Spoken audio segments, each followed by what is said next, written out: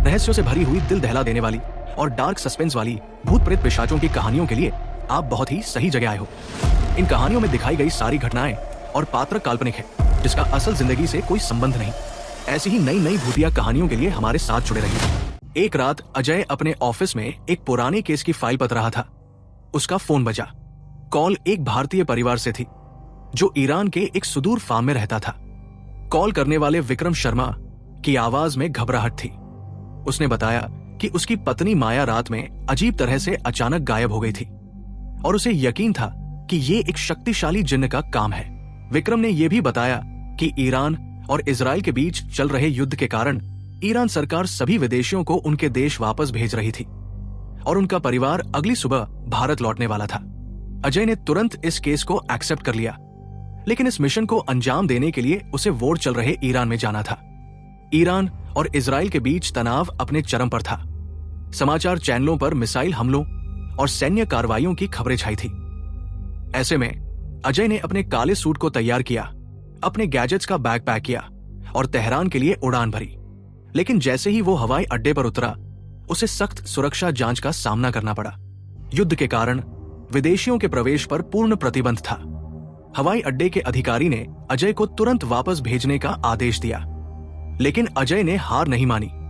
उसने अपने पुराने ईरानी क्लाइंट रेजा से कांटेक्ट किया, जिसकी उसने 2 साल पहले एक भूतिया मकबरे के केस में मदद की थी। रेजा ने अपने सरकारी कनेक्शनों का इस्तेमाल कर अजय को विशेष अनुमति दिलवाई, लेकिन चेतावनी दी, शहर से बाहर का इलाका खतरनाक है। वहां सैन्य गश्त के साथ साथ स्थानीय डाकुओं का भी खतरा है। अजय ने रेजा का शुक्रिया अदा किया और एक बख्तरबंद जीप में सुदूर गांव की ओर निकल पड़ा। रास्ते में युद्ध का माहौल साफ दिख रहा था। जले हुए वाहन, सुनसान सड़कें और दूर से आती बमबारी की आवाजें। गांव पहुंचने में 3 घंटे लगे। वहां अजय को विक्रम, उनकी 16 साल की बेटी निशा और उनके बुजुर्ग पड़ोसी हसन ने स्वागत किया। विक्रम ने बताया कि उनका फार्म शहर से 50 किलोमीटर दूर है और पिछले 6 महीनों से उनके साथ डरावनी घटनाएं हो रही थी। रात में खिड़कियों पर खरोंचने की आवाजें, माया का बार बार चीख कर जागना और घर में अचानक सड़े हुए मांस की गंध। कल रात जब परिवार अगली सुबह भारत वापसी की तैयारी कर रहा था, माया अचानक गायब हो गई। विक्रम ने यह भी बताया कि स्थानीय लोग इस इलाके को जिन्न का इलाका मानते हैं। कई साल पहले एक शक्तिशाली जिन्न ने इस गांव को आतंकित किया था। वो हर परिवार से एक सदस्य को अगवा करता था और बाकी सदस्यों के डर से अपनी शक्ति बढ़ाता था। अजय ने अपने गैजेट्स निकाले और जांच शुरू की। अजय ने अपने थर्मल कैमरे से फार्म हाउस की जांच की। उसे बेसमेंट में असामान्य ठंडक का संकेत मिला। वहां पहुंचने पर उसे दीवार पर खून से लिखे प्राचीन फारसी शब्द दिखे। अपने ट्रांसलेटर डिवाइस की मदद से अजय ने पाया कि ये शब्द एक जिन्न को बांधने के लिए लिखे गए मंत्र थे, लेकिन कोई उन्हें मिटाने की कोशिश कर रहा था। अजय ने हसन और अन्य स्थानीय लोगों से बात की। हसन ने बताया कि 200 साल पहले एक फारसी सूफी संत ने इस जिन्न को एक ताबीज में कैद किया था। ताबीज को पास के खंडहरों में छिपाया गया था, लेकिन हाल ही में चल रहे युद्ध के कारण वहां कुछ मिसाइल्स आकर गिरी थी, जिनके धमाकों से जिन्न आजाद हो गया। हसन ने चेतावनी दी, ये जिन्न चालाक है, ये इंसानों के डर को अपनी ताकत बनाता है। अगर तुम डर गए तो ये तुम्हारी आत्मा को भी निगल लेगा। निशा ने अजय को बताया कि रात को उसने एक काली छाया देखी थी जो उसकी मां के कमरे की ओर गई थी। उसने ये भी बताया कि माया पिछले कुछ दिनों से अजीब व्यवहार कर रही थी, जैसे वो किसी से बात कर रही हो। अजय को यकीन हो गया कि जिन्न ने माया को अगवा किया है और अब वो विक्रम और निशा के डर को अपनी शक्ति का स्रोत बना रहा है। उसने अपने ड्रोन को खंडहरों की ओर भेजा ताकि वहां की स्थिति का जायजा लिया जा सके। ड्रोन के कैमरे ने खंडहरों में एक गुप्त कक्ष दिखाया, जिसके अंदर एक टूटी हुई वेदी थी। अजय ने अनुमान लगाया कि ताबीज यही कहीं होगा। वो अपने gadgets, EMF detector, spirit box और एक प्रोटोटाइप एनर्जी डिसर्प्टर लेकर खंडहरों की ओर निकला।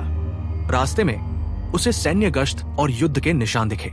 एक बार तो उसे छिपना पड़ा जब एक सैन्य हेलीकॉप्टर उसके ऊपर से गुजरा। खंडहरों में पहुंचकर अजय ने गुप्त कक्ष में प्रवेश किया। वहां उसे एक टूटा हुआ ताबीज मिला, जिसके अंदर से काला धुआं निकल रहा था। अचानक हवा में एक भयानक हंसी गूंजी। जिन्न ने अजय के सामने अपना रूप दिखाया, एक विशाल काले धुंध से बना प्राणी जिसकी आंखें खून की तरह लाल थी। जिन्न दहाड़ा, तू मेरे इलाके में आया है इंसान, मैं तेरे डर को अपनी खुराक बनाऊंगा। अजय ने जिन्न के हमले से खुद को बचाया और अपने एनर्जी डिसरप्टर को चालू किया, जिसने जिन्न की ऊर्जा को कुछ देर के लिए कमजोर कर दिया। अजय ने अपने स्पिरिट बॉक्स से जिन्न से सवाल किया।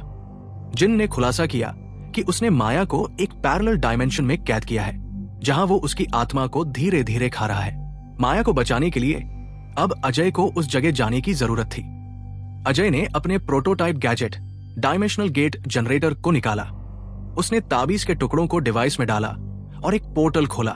पोर्टल के दूसरी ओर एक भयावह दुनिया थी, अंधेरा, काला धुआं और चारों ओर आत्माओं की चीखें। अजय ने अपने काले सूट की विशेष टेक्नोलॉजी को एक्टिवेट किया, जो अलौकिक ऊर्जा से उसकी रक्षा करती थी।